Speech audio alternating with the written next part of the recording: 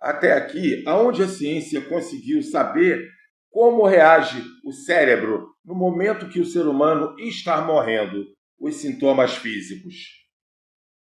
Vamos viajar nessa trajetória científica sobre o mistério do cérebro na hora da morte? Eu acredito, tá? Na eternidade, na alma, que este corpo de carne e osso não anda sozinho. E aí, gente, ele vai ao pó, de onde veio, mas a alma vive na eternidade. E é Deus que vai julgar e para onde nos conduzir essa alma para sempre. Mas se você pensa diferente de mim, não importa. Eu tenho que te perguntar, tá gostando do canal? Eu sou o Vinícius, então, por favor, bem-vindo, bem-vinda, se inscreva. A morte é a única certeza que temos na vida. Mesmo assim, ela é cercada de mistérios e mais perguntas que respostas. Um exemplo disso é o que acontece com o nosso cérebro na hora em que partimos dessa vida. Até poucos anos atrás, não existiam muitos trabalhos científicos sobre o tema, mas isso está mudando. Descobertas publicadas nos últimos anos vão na contramão do que se acreditava sobre o assunto e até abrem caminhos para encontrar explicações mais sólidas para as famosas experiências de quase morte. Bom, esse campo de pesquisas ganhou um novo fôlego com os trabalhos da neurocientista Dimo Borghi, nos Estados Unidos. Numa entrevista para o serviço em espanhol da BBC, ela disse que se interessou pelo assunto quase sem querer, enquanto fazia experimentos com ratos de laboratório. Durante essas pesquisas, 2 animais morreram, e ela pôde observar que no momento da morte, um dos ratinhos apresentou uma secreção massiva de serotonina, um neurotransmissor relacionado ao bem-estar. Isso gerou uma curiosidade na professora Dimo, que resolveu observar como esse processo acontecia em detalhes. Em 2013, ela publicou uma nova pesquisa com ratos que sofreram uma parada cardíaca. Nessas situações, quando o coração para de bater, a circulação de sangue é interrompida e as células de todo o corpo deixam de receber nutrientes e oxigênio, que são vitais para elas funcionarem direito. Sem esse suprimento, elas morrem. E os tecidos e os órgãos deixam de operar até que desliguem completamente. Mas o que acontece nesse intervalo em que o coração parar e os neurônios morrerem pela falta de oxigênio? Os estudos da professora Dimo mostraram que ocorre uma intensa atividade de vários neurotransmissores, que são substâncias responsáveis pela comunicação cerebral. Nos ratinhos de laboratório, a serotonina, por exemplo, aumentou 60 vezes. A dopamina, outra substância relacionada ao bem-estar, subiu de 40 a 60 vezes. Segundo a neurocientista, níveis tão altos nunca são vistos, nem quando o animal está vivo e bem de saúde. Em 2023, a equipe da Universidade de Michigan deu um passo além. Eles publicaram um estudo sobre o que acontece no cérebro de seres humanos na hora da morte. Para isso, eles acompanharam 4 pessoas que estavam em coma e recebiam ventilação mecânica para respirar. Infelizmente, esses pacientes estavam morrendo.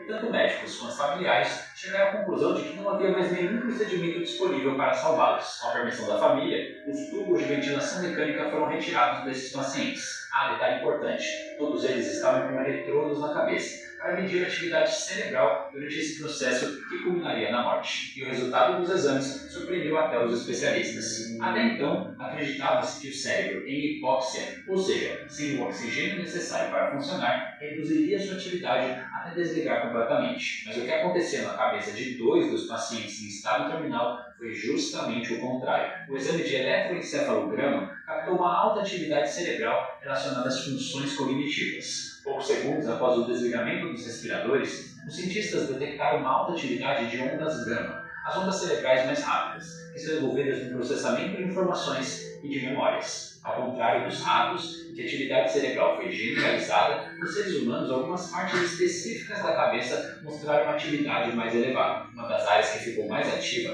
é conhecida como junção temporoparieto-occipital, o TPO. Falamos aqui de um ponto de fronteira, ou junção de 3 partes importantes do sistema nervoso.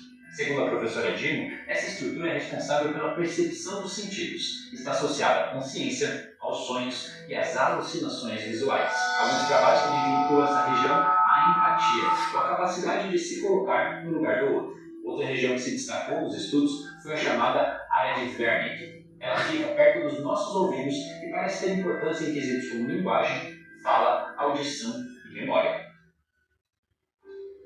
Mas nós precisamos fazer algumas ponderações aqui. Primeiro, esse é um estudo inicial com apenas 4 participantes. A partir dessas observações preliminares, cientistas poderão fazer estudos aprofundados, com mais voluntários, para avançar o conhecimento nessa área. Em segundo lugar, parece que nem todo mundo experimenta esse aumento de atividade cerebral no momento da morte. Nesse estudo da Universidade de Michigan, o fenômeno foi visto em apenas 2 dos 4 participantes. Mas esse achado se conecta com outro fenômeno intrigante, as experiências de quase morte. Você certamente já ouviu histórias de pessoas que tiveram uma parada cardíaca e foram ressuscitadas. Algumas delas relatam que nesse meio tempo em que o coração parou de bater, elas experimentam uma série de sensações. Alguns dizem que ouviram a voz da equipe que prestou os primeiros socorros. Outros sentem que saíram do corpo e veem a cena de cima, de outra perspectiva. E aqueles que enxergam uma luz no fim de um túnel, enquanto repassam as memórias da vida. Segundo levantamentos internacionais, esses fenômenos acontecem com cerca de 20% das pessoas que estiveram à beira da morte.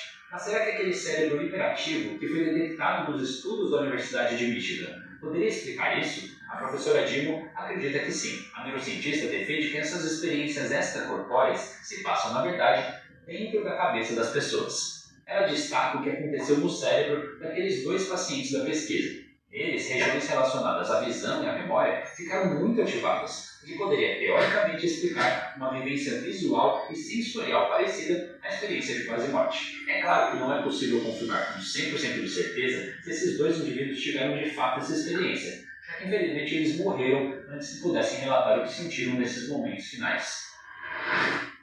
Bom, enquanto as pesquisas sobre a hora da morte evoluem, a professora Dino especula que essa hiperativação do cérebro pode representar uma espécie de mecanismo de sobrevivência no cenário de falta de oxigênio. Seria algo mais ou menos comparável à hibernação realizada por alguns mamíferos, um mecanismo que deixa o corpo num estado de profunda dormência para lidar com a escassez. Aqui, no caso da hibernação, falamos de frio intenso e falta de alimentos durante o período do ano. Seguindo essa linha de raciocínio, a neurocientista acredita que ratos e humanos podem compartilhar uma forma de tentar sobreviver à falta de oxigênio. Nesse cenário ainda hipotético, é como se o cérebro desligasse todas as funções não essenciais, como aquelas que permitem falar, dançar ou se locomover, e mantém só o mais importante, como tentar retomar a respiração, usar com prudência a reserva de oxigênio disponível e fazer o coração voltar a bater. Isso, aliás, abre uma possibilidade futura. Será que é possível ressuscitar ou reviver um cérebro moribundo? Sei que isso parece ficção científica ou capítulo de Frankenstein, mas alguns cientistas avaliam essa possibilidade. Uma pesquisa da Universidade de Yale, por exemplo, conseguiu restaurar a circulação sanguínea e a atividade de algumas células em cérebros de porcos que haviam morrido havia 4 horas. Infelizmente, não foi possível restabelecer a atividade elétrica do sistema nervoso que está associada à percepção e à consciência. Segundo os autores, essa conquista, mesmo que modesta e muito inicial, desafia a noção de que a morte cerebral é absolutamente irreversível.